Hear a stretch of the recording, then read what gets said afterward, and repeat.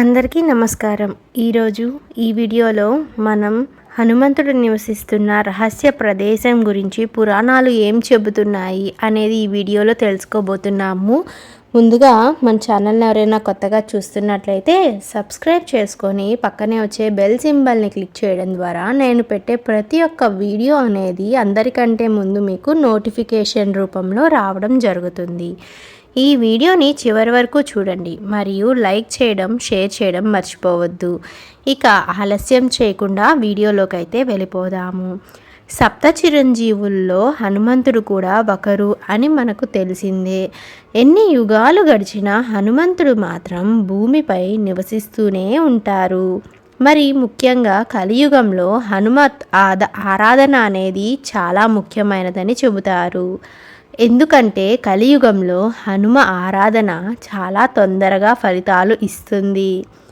తనను పూజిస్తూ తన సహాయం కోసం ఎదురు చూసే వారి కోసం హనుమంతుడు ఎప్పుడూ ముందుంటాడని, కష్టాలన్నీ తొలగిస్తాడని నమ్ముతారు.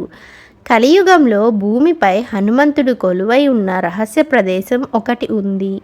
ఆ ప్రదేశం ఎక్కడుందో పురాణాలు ఈ ప్రదేశం గురించి ఏమి చెబుతున్నాయో తెలుసుకుందాము.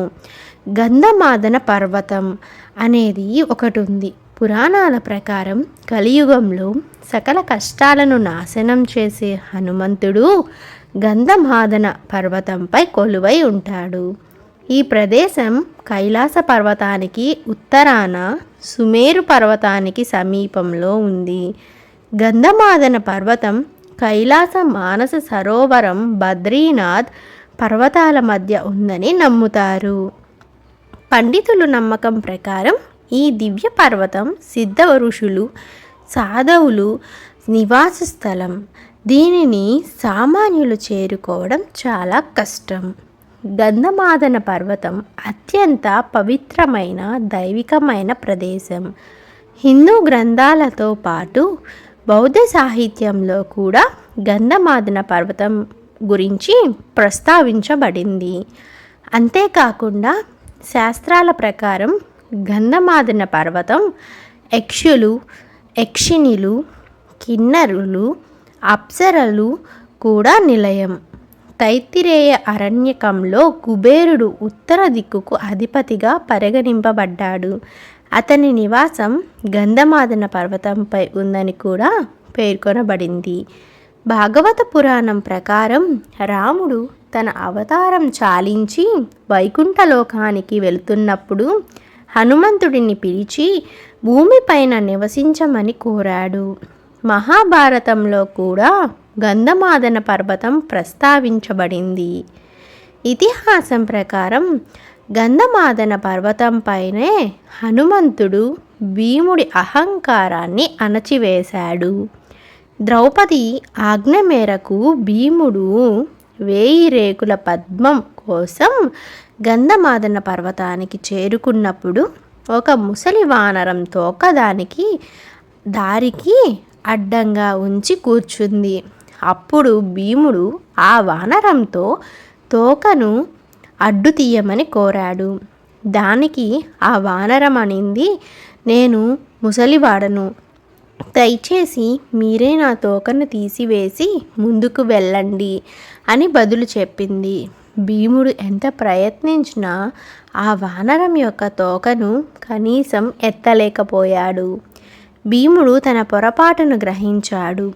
అప్పుడు భీముడు, ఓ వానరదేవా, దయచేసి మీ ప్రత్యక్ష రూపంలో దర్శనమియ్యండి అని ప్రార్థించాడు.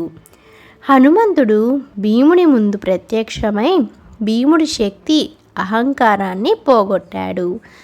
పై కథనాల ప్రకారం చూస్తే హనుమంతుడు ఇప్పటికీ గంధమాదన పర్వతం మీద నివసిస్తున్నాడు. అయితే ఆయన యోగ స్వరూపంలో ఉంటారని, ఆయన అందరి కళ్ళకు కనిపించారని చెబుతారు. ఆయనను భవిష్యత్ బ్రహ్మ అని పిలుస్తారు కాబట్టి ఆయన కలియుగం ముగిసిన తర్వాత కూడా ఉంటారని కొందరు పండితులు చెబుతారు.